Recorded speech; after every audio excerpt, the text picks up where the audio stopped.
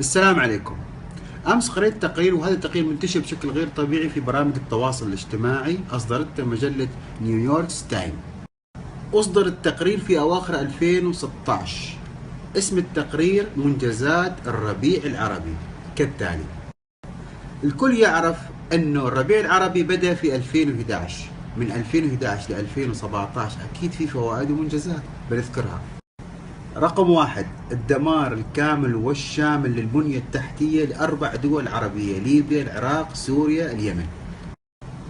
14 مليون لاجئ، 8 مليون نازح، 1.4 مليون قتيل وجريح في الدول العربية، 30 مليون عاطل عن العمل، و900 مليار دمار بنية تحتية. أرقام هيوج. 640 مليار دولار سنويا خسارة في الناتج المحلي للدول العربية. في محاولات لإجهاض بعض الثورات العربية تم الإنفاق عليها 300 مليار دولار. 50 مليار تكلفة اللاجئين سنويا. الرقم اللي بعده فلكي. تريليون و200 مليار تكلفة الفساد في المنطقة العربية. تريليون و200 مليار.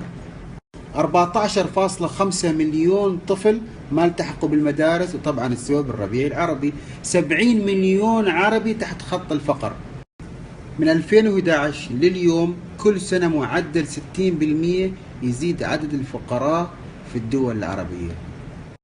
كل هذا والمصيبة أن بعض الناس تسأل: أنت شيعي ولا سني؟ أنت أباضي ولا وهابي؟ أنت مسيحي ولا مسلم؟ أنت سوري ولا عماني؟ أنت فلسطيني ولا سعودي؟ أنت أردني ولا مصري؟ وبعد الناس تسأل. البلدان اللي صار فيها الربيع العربي ما تعرف، بتنام بالليل بتصحى الصبح أنت حي، أو بتنام بالليل بتشوف أولادك جنبك، أو بتنام بالليل بتشوف بيتك هو. من يقرأ شوية في التاريخ بيعرف من كتب هذا التقرير هم نفسهم اللي صدرون الثورات للدول العربية.